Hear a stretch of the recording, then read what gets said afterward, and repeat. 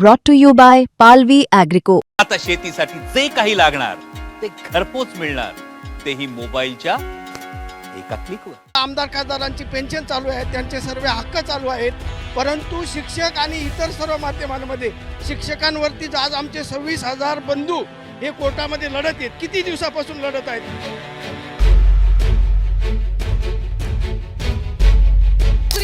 म्हणजे टीईटी जर परीक्षा आपण पास नाही झालो तर आपली नोकरी जाऊ शकते. आणि आता सेवानिवृत्तीला जे शिक्षक आलेले आहेत त्यांचा म्हणजे थोडंसं मानसिकता परीक्षा देण्याची ही झालेली आहे आणि ते आजार पण असतात, त्यामुळे त्यांना असं वाटतं की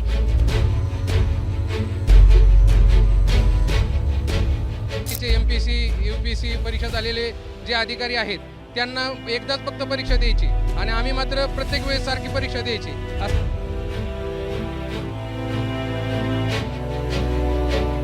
तर आम्ही सर्वच मुले बाळा सहित सर्वजण आझाद मैदानावरती बेमद उपोषणाला त्या ठिकाणी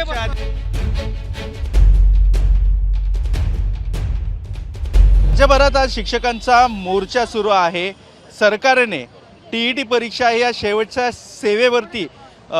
शेवटच्या पदावरती असलेल्या शिक्षकाला पण ग्राह्य धरलेली आहे आणि त्यानुसार संच मान्यता याच्यावर देखील त्यांनी विरोध केलेला आहे. अनेक शिक्षक आज राज्यभरात आंदोलन करत आहेत. पुण्यातल्या जिल्हाधिकारी कार्यालयाबाहेर देखील शिक्षकांची मोठी संख्या आहे जे सरकारच्या विरोधात निदर्शनं करत आहेत. नेमक्या यांच्या मागण्या काय आहेत त्या पण जाणून घेऊया. काय तुमच्या नेमक्या मागण्या आहेत आणि किती शिक्षक आहेत आता तुमच्याबरोबर, कुठल्या कुठल्या जिल्ह्यातनं आलेले आहेत आणि आता ते सगळे कधीपर्यंत आंदोलन करणार आहेत? आज पूर्ण राज्यभर प्राथमिक आणि माध्यमिक शाळांचं शाळा बंद आंदोलन आणि प्रत्येक जिल्हाधिकारी कार्यालयांवरती आम्ही आक्रोश महामोर्चे आयोजित केलेले आहेत. विशेषतः या 2 वर्षामध्ये राज्यातल्या शिक्षकांनी वेतनासंबंधी कुठल्याही मागण्या केलेल्या नाहीत.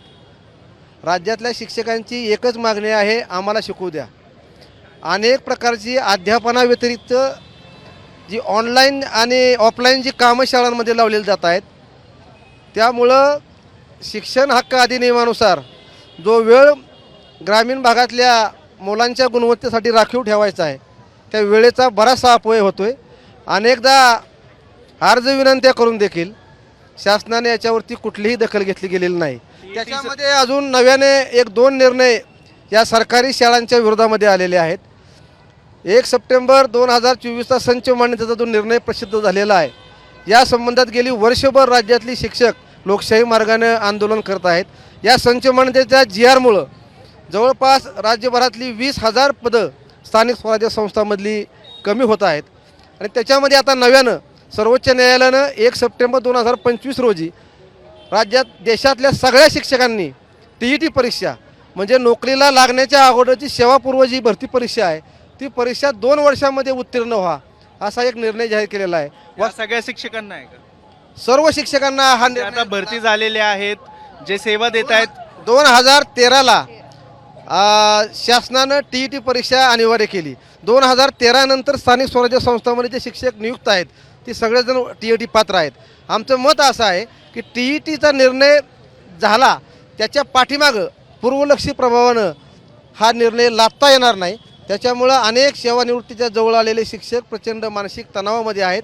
नोकरी जाण्याच्या भीतीनं, बेरोजगारीच्या संकटानं त्यांच्यामध्ये घबराट उडालेली आहे. त्याच्यामध्येच एका शिक्षकानं आत्महत्या केली. अनेक जण आजारग्रस्त झालेले आहेत आणि तणावाच्या वातावरणामध्ये शिक्षक शाळांमध्ये गुणवत्ता ढासळण्याची भीती शिक्षकांच्यामध्ये निर्माण झालेली आहे. आणि वारंवार आम्ही अर्ज विनंत्या करून सरकारकडून कुठलीही संवादाची भूमिका नाही. वास्तविक पाहता आम्ही या आंदोलनाची नोटीस शासनाला दिल्यानंतर आमची एक अपेक्षा होती की शिक्षकांच्या पाठीशी सरकारनं उभं राहून सर्वोच्च न्यायालयामध्ये शिक्षकांच्या बाजूनं रिव्ह्यू पिटिशन पुनर्विचाराची काय दाखल करायला पाहिजे होती. शेवटी जो सर्वोच्च न्यायालयाचा निर्णय होईल तो आम्हाला मान्य होईल, पण सरकार आमच्या बाजूनं उभं राहत नाही, त्यामुळे शिक्षकांना रस्त्यावरती यावं लागतं. तुम्ही कुठले शिक्षक आहात, कुठनं आलेले आहात? मी पुणे जिल्हा माध्यमिक शिक्षिका संघाचे अध्यक्ष आहे सौ स्नेहल दत्तात्रय बाळसराम. मी मावळ तालुक्यातून आलेले आहे. सर्व राज्यभरामध्ये प्राथमिक शिक्षक असतील, माध्यमिक शिक्षक असतील, संस्थाचालक, मुख्याध्यापक, शिक्षकेतर कर्मचारी या सगळ्यांचं प्रचंड जन आंदोलन या ठिकाणी पुणे येथे या ठिकाणी आज पार पडलेलं आहे की ज्या शिक्षकांना TT परीक्षा ही जी कंपल्सरी केलेली आहे, त्याचबरोबर शिक्षकांना अशैक्षणिक कामं दिली जातात, त्याचबरोबर 2005 नंतरच्या शिक्षकांना जी काही कधीपासून पेन्शन- सेवा देत आहे? मी 30 वर्ष झालं शिक्षिका किती आहे. विद्यार्थी असतात शाळेत? 1000च्या वर विद्यार्थी आहेत प्रत्येक शाळेत? प्रत्येक वेगवेगळ्या शाळांमध्ये. आमच्या शाळेमध्ये 1000 विद्यार्थी. तर मी सर्व आता किती शिक्षक आहेत? नाही, तुमच्या शाळेत किती शिक्षक आहेत? 25 शिक्षक आहेत. 25 शिक्षक आज आंदोलनात आहेत. हो, सगळ्या शाळा इथं सहभागी झालेल्या आहेत. सर्व राज्यभरातून शिक्षक या ठिकाणी आलेले आहेत. 13 तालुक्यातून सगळे मावळ तालुका असेल, बारामती असेल, मुळशी असेल, सर्व तालुक्यातले तुमची शिक्षक टीईटी TET परीक्षा ही रद्द आणि संच मान्यता असेल, रद्द झाली तुम्ही पाहिजे. जेव्हा भरती झाले तेव्हा टीईटी परीक्षा होती का? अजिबात नव्हती त्यावेळी, अजिबात नव्हती. आता तुम्हाला देण्याचं कसं? निवड मंडळामध्ये आता तुम्हाला द्यायला सांगितले का टीईटी? हो, आता सगळ्यांनाच कंपल्सरी केलेली आहे. कंपल्सरी केल्यावरती काय म्हणजे तुम्हाला असं काय अडचण येते ती परीक्षा देण्यासाठी? मुळामध्ये नाव वेगळं आहे, पण स्थानिक स्वराज्य संस्थांमध्ये नोकरीस लागताना प्रत्येक शिक्षकाची स्पर्धा परीक्षेद्वारे पात्रता परीक्षा त्यांनी क्वालिफाय केल्यानंतर त्याच्या मेरिटनुसार शिक्षक नियुक्त आहेत. म्हणजे सुरुवातीला जसं दुय्यम सेवा निवड मंडळाच्या परीक्षा होत्या 92-93च्या काळामध्ये, त्याच्यानंतर जिल्हा परिषदेची काय शिक्षण सेवक योजना आली, त्याच्यामध्ये जिल्हाधिकारी आणि मुख्य कार्यकाऱ्यांच्या त्यांची एक कमिटी होती आणि ते शिक्षण सेवक निवड मंडळ होतं. आणि आता नंतर ही TET परीक्षा आली. म्हणजे शिक्षक नोकरीला लागताना त्याने त्या वेळची स्पर्धा परीक्षा देऊनच ह्या खात्यामध्ये नेमणूक झालेली आहे, फक्त नाव वेगळं होतं. मग आमचं मत असं आहे की ही TET आत्ता तुम्ही म्हणताय ते पूर्वी आम्ही ज्या परीक्षा नोकरीच्या सुरुवातीला दिलेल्या आहेत त्या परीक्षा इक्वलंट समकक्ष समजून आम्हाला TET सक्तीतून आम्हाला सवलत द्यावी. शिक्षकांची संख्या कमी होईल असं तुम्ही म्हणतायत, म्हणजे पदं कमी होतील असं तुम्ही म्हणताय. कसं काय तुम्हाला वाटतं की हे निर्णय झाल्यावरती हा फटका तुम्हाला बसू शकतो? आता TET परीक्षा केल्यामुळे आता सरांनी सांगितल्याप्रमाणे बरेच शिक्षक तणावाखाली आहेत आणि एका शिक्षकाने तर आत्महत्या केलेली आहे. म्हणजे या तणावामध्ये काही शिक्षक आपली नोकरी सोडायला तयार आहेत. म्हणजे याचा गुणवत्तेवर परिणाम होऊन विद्यार्थ्यांची गुणवत्ता ढासळेल. त्यामुळे TETच्या विरोधात आज आम्ही राज्यभरातले सर्व शिक्षक इथं जमा झालेलो आहोत आणि सरांनी सांगितल्याप्रमाणे परीक्षा द्यायला लावली म्हणून ते तणावात आहेत का, नोकरी जाण्याच्या भीतीने तणावात आहेत का, नेमकं काय? नोकरी म्हणजे TET जर परीक्षा आपण पास नाही झालो तर आपली नोकरी जाऊ शकते. आणि आता सेवानिवृत्तीला जे शिक्षक आलेले आहेत त्यांचा म्हणजे थोडंसं मानसिकता परीक्षा देण्याची ही झालेली आहे आणि ते आजार पण असतात. त्यामुळे त्यांना असं वाटतं की तुम्ही कुठनं आले?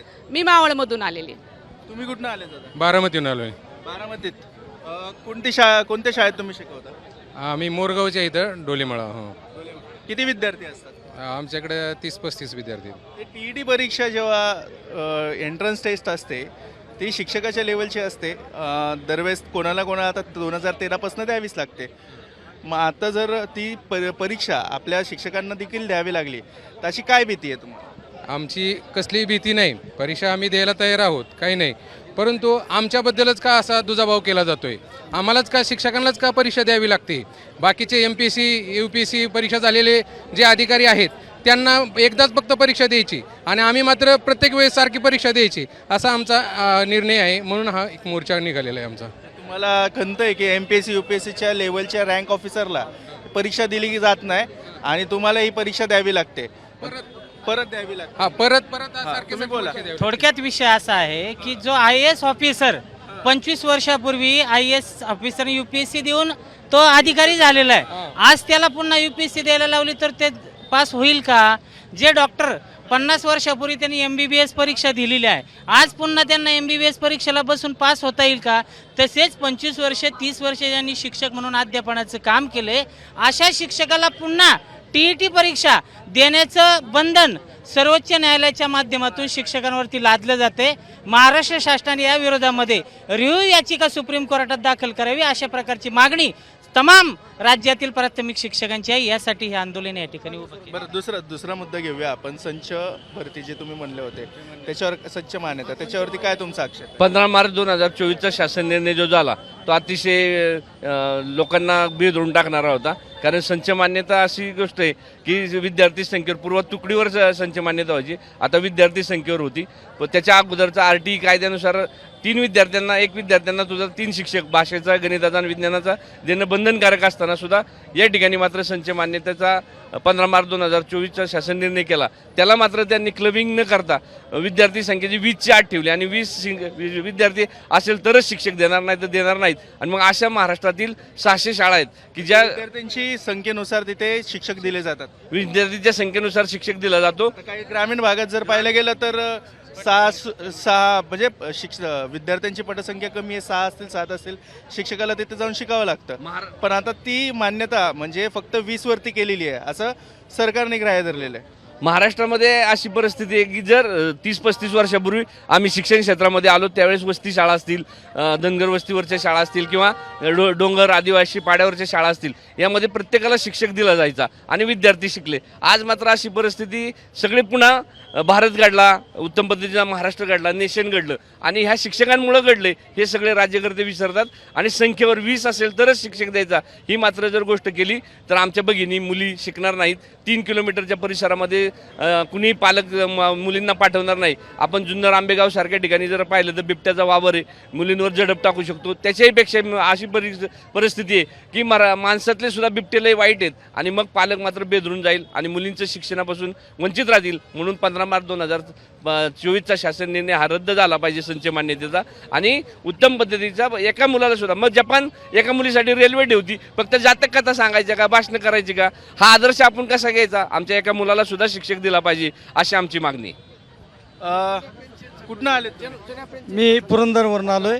महाराष्ट्र राज्य माध्यमिक शिक्षक संघटनेचा प्रवक्ता म्हणून या ठिकाणी शेवटचा एक प्रश्न विचारतो तुम्हाला. ही मान्यता रद्द नाही झाली तर तुमची काय भूमिका असणार? ही जर मान्यता रद्द झाली नाही तर यापुढे आम्ही नागपूर इथे होणाऱ्या हिवाळी अधिवेशनावरती आमचा विदर्भातील आणि सर्वांचाच मोठ्या प्रमाणावरती याच्या 10 पटीने ज्यादा 2 दिवसाने होणार आहे. 2 दिवसांनी अधिवेशनाच्या काळात तो मोर्चा त्या ठिकाणी निघणार आहे. आणि याही शिवाय हा प्रश्न सुटला नाही तर आम्ही सर्वच मुले बाळा सहित सर्वजण आझाद मैदानावरती बेमत उपोषणाला त्या ठिकाणी अधिवेशनाला बहिष्कार घालायला तुम्ही मुंबईत जाणार आझाद मैदानावरती. नागपूर हिवाळी अधिवेशनामध्ये या ठिकाणी मोर्चा काढणार. हे जर दखल यांनी घेतली नाही तर आणि त्याच्याही उपर जर त्यांनी दखल घेतली नाही तर आम्ही सर्वच महाराष्ट्रातील सर्व प्राथमिक माध्यमिक शिक्षक मुलं बाळासहित आझाद मैदानावरती या ठिकाणी आम्ही दुसरा मोठा मोर्चा आझाद मैदानावरती आपल्याला पाहायला मिळेल. तुम्ही सांगा, जुन्या पेन्शनचा विषय तुम्ही काढताय, आता हा मुद्दा आहे का त्यामध्ये सगळ्या तुमच्या या मागणीमध्ये? हा या मागणीमध्ये आहे ना. प्राथमिक माध्यमिक आणि सर्व स्तरावरती जुन्या पेन्शनचा विषय हा अतिशय म्हातारपणाची जी काठी आहे. आज समजा आमदार खासदारांची पेन्शन चालू आहे, त्यांचे सर्व हक्क चालू आहेत, परंतु शिक्षक आणि इतर सर्व माध्यमांमध्ये शिक्षकांवरतीच आज आमचे 26,000 बंधू हे कोर्टामध्ये लढत आहेत. किती दिवसापासून लढत आहेत, इतर बाकीचे सुद्धा लढत आहेत. म्हणजे सरकारला सर्वसामान्य माणसांचं काही घेणं देणं नाही. फक्त त्यांची पद्धतीने कशा पद्धतीने तिजोऱ्या भरतील, त्यांना पेन्शन कशी मिळेल, चालू केली पाहिजे, पेन्शन चालू केली पाहिजे, हा आमचा हक्क आहे. एक मिनिट, जर पाहायला गेलं तर या शिक्षकांनी या ठिकाणी जिल्हाधिकारी कार्यालयाबाहेर मोठ्या संख्येने आंदोलन केलं होतं. प्रामुख्याने मागण्या होत्या ज्या TET परीक्षा त्यांना पुन्हा द्यायला लावलेली आहे. जे शिक्षक आता एक्सपिरियन्स घेऊन आपण म्हणू की 10-20 वर्षानंतर मुलांना शिकवतात आहेत, त्यांना देखील ही TET परीक्षा अनिवार्य केलेली आहे. त्यासोबतच संच मान्यता म्हणजे ज्या ग्रामीण भागात कधीकधी 6 विद्यार्थी, 3 विद्यार्थी, 2 विद्यार्थी किंवा एका विद्यार्थीसाठी देखील शिक्षक ट्रेनने प्रवास करत असेल, डोंगराने प्रवास करत असेल, तिथे जाऊन शिकवतो. ती पटसंख्या आता 20 असली पाहिजे. या 20 संख्या असेलच तरच त्या विद्यार्थ्यांना एक शिक्षक दिला जाईल, असा एक नियम या नवीन कायद्यामध्ये घातलेला आहे. त्यासोबतच पेन्शन पुन्हा चालू करावी अशी देखील त्यांनी मागणी केलेली आहे. पाहायला गेलं तर हिवाळी अधिवेशन हा 2 दिवसावरतीच आहे आणि ह्या हिवाळी अधिवेशनात सरकारपुढे हा नवीन पेच प्रसंग निर्माण झालेला आहे. मात्र आता याच्यावर तोडगा सरकार कसा काढेल हे पाहणं महत्त्वाचं असणार आहे. पुण्याहून गोपाळ हरनेसह मी आदित्य भवार, पुणे.